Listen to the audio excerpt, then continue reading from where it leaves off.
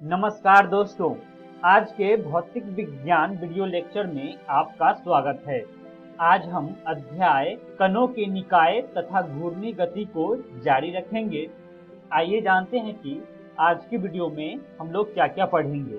सबसे पहले हम अचल अक्ष के परितः घूर्णी गति का कोणीय संवेग को पढ़ेंगे और उसके बाद लोटनिक गति के बारे में भी जानेंगे। तो आइए आज के पहले विषय के साथ शुरुआत करते हैं। अचल अक्ष के परितः घूर्णी गति का कोणीय संवेग को समझते हैं। किसी बिंदु के परितः कणों के निकाय के कुल कोणीय संवेग में समय के साथ होने वाले परिवर्तन की दर उस निकाय पर उसी बिंदु के परितः लिए गए कुल बाह्य बल आघूर्ण के बराबर होती है। जब कुल बाह्य बल आघूर्ण शून्य हो तो निकाय का कुल कोणीय संवेग संरक्षित रहता है।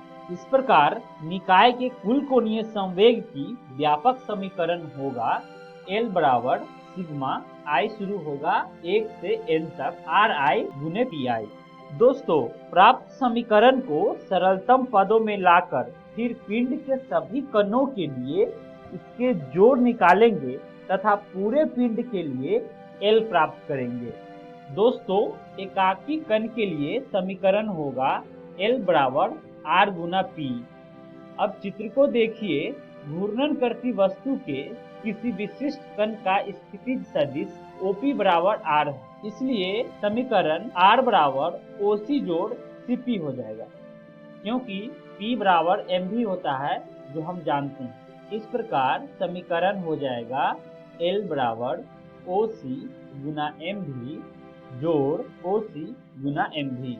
अब दोस्तों, P पर कण के रेखीय वेग v का परिणाम v बराबर ओमेगा r लंबवत, जहां r लंबवत CP की लंबाई या P की घूर्णी अक्ष के लंबवत दूरी को बताता है। v कण द्वारा बनाए गए वृत्त के बिंदु P पर स्पर्श रेखा के अनुदिश है।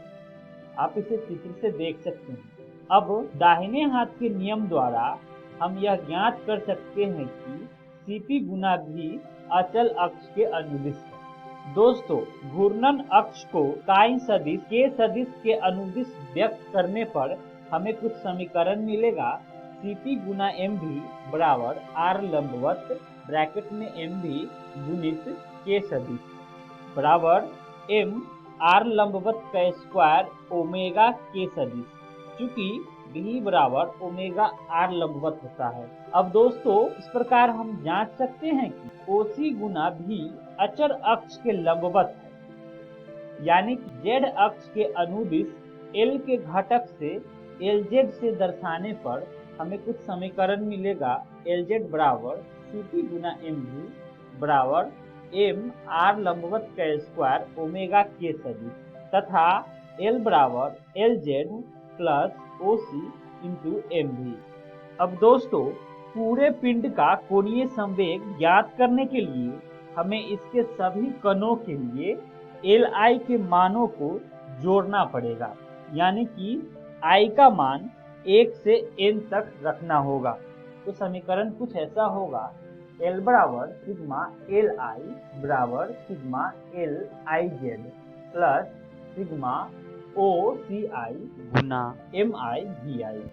अब z अक्ष के अनुदिश तथा लंबवत L के घटकों को हम Lz तथा L लंबवत से दर्शाते हैं। अब समीकरण कुछ ऐसा होगा। L लंबवत बराबर सिग्मा OCI गुना MI/VI, जहां MI तथा VI आयवेग कण के द्रव्यमान तथा वेग को बताता है तथा CI कण द्वारा बनाए गए वृत्त का केंद्र को दर्शाता है। दोस्तों, समीकरण को आगे हल करने पर हमें समीकरण मिलेगा Lz बराबर सिग्मा Lij बराबर ब्रैकेट में सिग्मा I mi ri का स्क्वायर इंटू ओमेगा k सदिश, या Lz बराबर I ओमेगा k सदिश, क्योंकि आयवेग कण की अक्ष से लंबवत दूरी ri है एवं घूर्णन अक्ष के परितः पिंड का जड़त्व आघूर्ण होगा।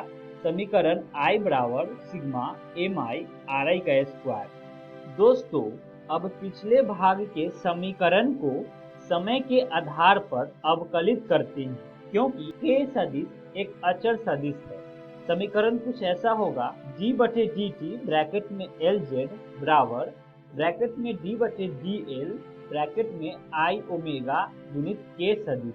पिछले भाग के एक और समीकरण के अनुसार dl बटे dt बराबर टाउ होता है। अब जैसा कि हमने पिछले भाग में देखा है, एक अचर अक्ष के परितः घूर्णी पिंड के लिए बाह्यबल आघूर्णी के केवल उन्हीं घटकों पर विचार करने की आवश्यकता है जो घूर्णी अक्ष के अनुदिश होते हैं, यानी कि dLZ बटे dt बराबर टाउ k सदिश होता है और dL लंबवत बटे dt बराबर 0 होता है। अतः अचल अक्ष के परितः घूर्णी गति का अचल अक्ष के लंबवत कोणीय संवेग का घटक अचर है। दोस्तों, पिछले भाग के समीकरण के अनुसार d बटे dt गुणित I ओमेगा बराबर टाउ होता है। अब यदि जड़त्व आघूर्ण I समय के साथ परिवर्तित नहीं होता है तो क्या होगा? समीकरण कुछ ऐसा होगा, d बटे dt गुणित I ओमेगा बराबर I d ओमेगा बटे dt बराबर I अल्फा और टाउ बराबर I अल्फा हो जाएगा। आइए दोस्तों, कोणीय संवेग का संरक्षण को समझते हैं। दोस्तों, कोणीय संवेग के संरक्षण को एक अचल अक्ष के परितः घूर्णन तक सीमित रखते हैं। अब यदि बाह्य बल आघूर्ण 0 है तो समीकरण कुछ ऐसा होगा, LZ बराबर I ओमेगा बराबर अचरांक होगा।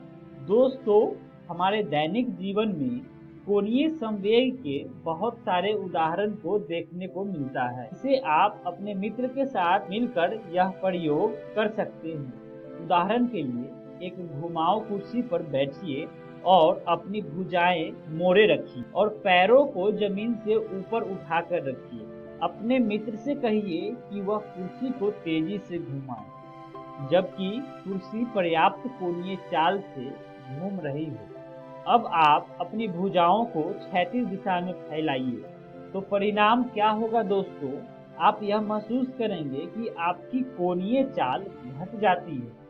अब यदि आप अपनी भुजाओं को फिर शरीर के पास ले आए तो कोणीय चाल फिर से बढ़ जाती है। यह एक ऐसी स्थिति है जिसमें कोणीय संवेग का संरक्षण स्पष्ट होता है।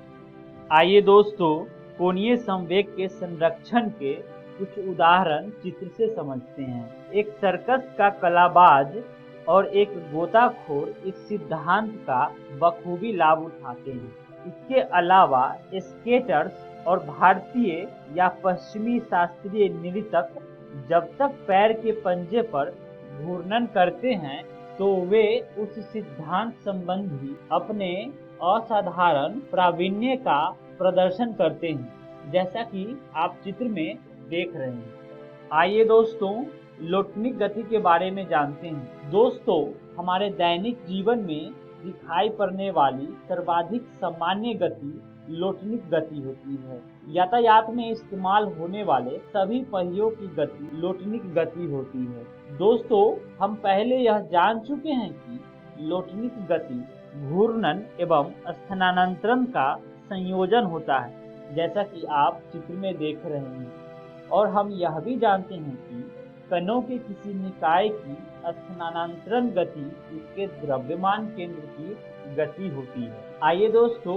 लोटनिक गति को चित्र के माध्यम से समझते हैं। दोस्तों, एक समतल सतह पर एक चक्की की लोटनिक गति चक्की का द्रव्यमान केंद्र VCM वेग से चलता है। अब चक्की C से गुजरती अक्ष के परितः कोणीय वेग ओमेगा से घूर्णन करती है, जैसा कि आप चित्र में देख रहे हैं। अब दोस्तों, VCM बराबर R ओमेगा होता है, जहां R चक्की की त्रिज्या होती है। अब P नोड पर घूर्णन के कारण रेखीय वेग VR स्थानांतरीय वेग VCM के ठीक विपरीत दिशा में है और यह VR बराबर R ओमेगा होता है, जहां R चक्की की त्रिज्या होती है। यहाँ P नोड तात्क्षणिक रूप से विरामावस्था में है और समीकरण VCM बराबर R ओमेगा होता है। अतः किसी चकती या बेलन की बिना फिसले लौटने की गति की शर्त है, जिसे समीकरण से कुछ ऐसे लिखे जा सकते हैं, VCM बराबर R ओमेगा। इसका अर्थ यह हुआ दोस्तों कि चकती के शीर्ष बिंदु P1 के वेग V1 का परिमाण है और VCM प्लस R ओमेगा या 2VCM और इसकी दिशा समतल सतह के समानांतर है। आइए दोस्तों लौटने गति की गतिज ऊर्जा को समझते हैं। दोस्तों लौटने की गति की गतिज ऊर्जा कणों के निकाय के विशिष्ट स्थिति को दर्शाती है, जिसके अनुसार हम निकाय की गतिज ऊर्जा यानी कि K को द्रव्यमान केंद्र की गतिज ऊर्जा यानी कि mv²/2 और निकाय के द्रव्यमान केंद्र के परितः गति की गतिज ऊर्जा k' के योग के रूप में समझते हैं। अर्थात समीकरण होगा k बराबर k' जोड़ mv²/2। अब दृढ़पिंड के लिए k' बराबर I ओमेगा²/2 है, जहां I एक सरोकारी अक्ष के परितः पिंड का जड़त्व आघूर्ण को बताता है। इस प्रकार लौटने गति करते पिंड के लिए समीकरण कुछ ऐसा होगा, k बराबर 1/2 I ओमेगा² जोड़ 1/2 m VCM²।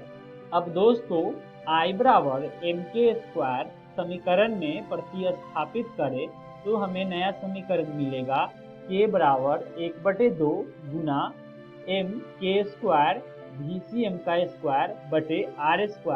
जोड़ 1/2 m VCM² या k बराबर 1/2 m VCM² ब्रैकेट में 1 + k²/r²। इस प्रकार दोस्तों हम आज के वीडियो का सारे विषयों का अध्ययन कर चुके हैं। आइए जानते हैं कि आज के वीडियो में हमने क्या क्या सीखा।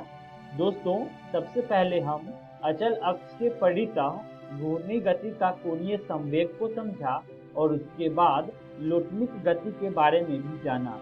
आइए जानते हैं कि अगली वीडियो में हम लोग क्या क्या पढ़ेंगे। दोस्तों अगली वीडियो में हम अध्याय कणों के निकाय तथा घूर्णी गति का प्रश्न अभ्यास को करेंगे। आशा करता हूँ कि आप सभी को आज का वीडियो पसंद आया होगा। मिलते हैं अगली वीडियो में अध्याय के प्रश्न अभ्यास के साथ। धन्यवाद।